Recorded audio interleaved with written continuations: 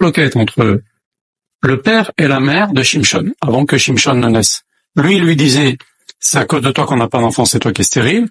Et elle lui disait, non, c'est toi qui es stérile.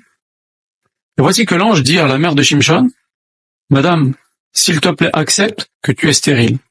Pourquoi lui dit comme ça dans un langage, s'il te plaît? Pourquoi lui dit, Inena at akara, voici, s'il te plaît, accepte l'idée que tu es stérile. Parce qu'en fait, on apprend un grand moussard de ça.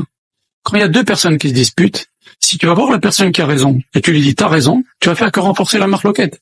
Il va venir en disant, eh ben voilà, un tel m'a dit, tel rab m'a dit, bon là, c'était un ange, il m'a dit que j'ai raison. Donc il va faire encore plus d'histoire. Tandis que si tu vas voir la personne qui a tort, et tu lui dis, écoute, regarde, c'est toi qui as tort. C'est mieux que tu calmes le jeu, et que tu acceptes que tu as tort dans cette histoire. Attention, je dis pas qu'une femme stérile a tort, chas v'shalom, mais en tous les cas, l'ange, il a vu cette marloquette, et elle qui accusait son mari d'être stérile, l'ange lui a fait comprendre que c'est de son côté que ça vient. Chas v'shalom, elle avait pas tort, c'est pas de sa faute, mais c'est de son côté que ça vient. Et donc, c'est aussi un moussard que l'on apprend, c'est que on va voir la personne qui, entre guillemets, tort, et on lui dit, comprends, redresse la situation, redresse ta conduite, tu te trompes. Et si on va voir la personne qui a raison, on lui dit, t'as raison, on ne fait que renforcer la marloquette. Que Hachem vous bénisse tous.